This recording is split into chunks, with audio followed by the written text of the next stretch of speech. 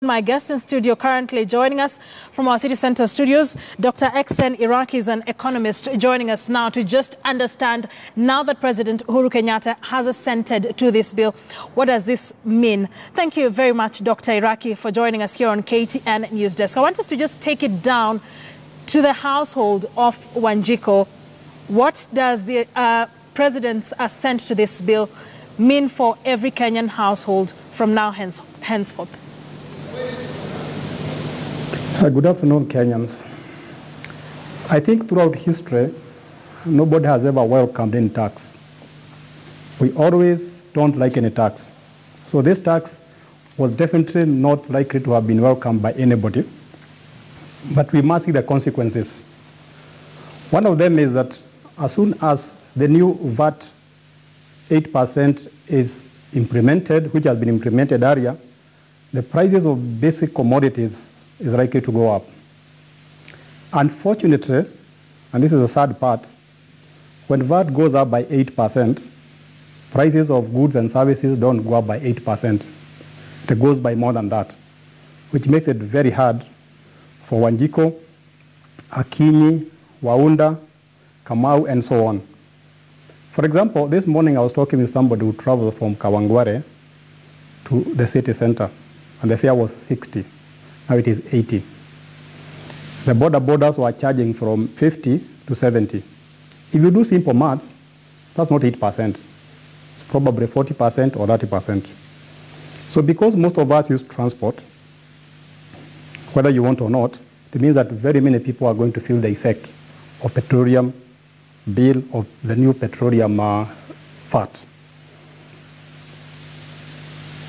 Beyond the ordinary person, we find that a lot of machineries, a lot of manufacturing uses petroleum as an input. Yes. Generators and so on.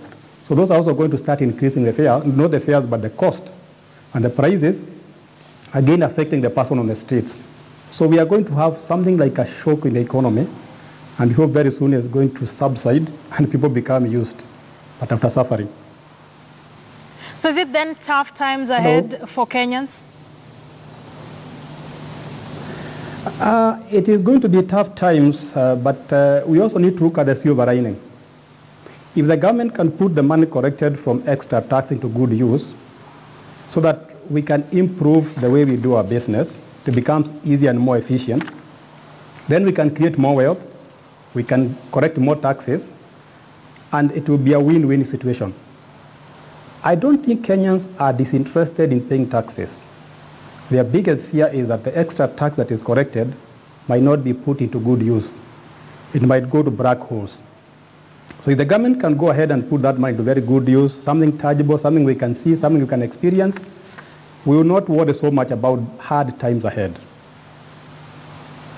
Dr. Iraki, do you think these many taxes are going to sort out our debt mess? I don't think so, because it appears eventually the government has faced the moment of truth. Kenyans have been complaining there is too much debt. And I think the government decided, if you are complaining about debt, let's die on ourselves. Why don't we pay some taxes so that we don't worry about debt? So either way, the debt must be there because taxes cannot take care of all our budget. So we're probably going to have less borrowing. The borrowing is going to slow down, but I don't think it is going to stop completely. It's a question of balancing debt and tax. The alternative would be to reduce waste. We have a lot of waste in government spending that can be reduced.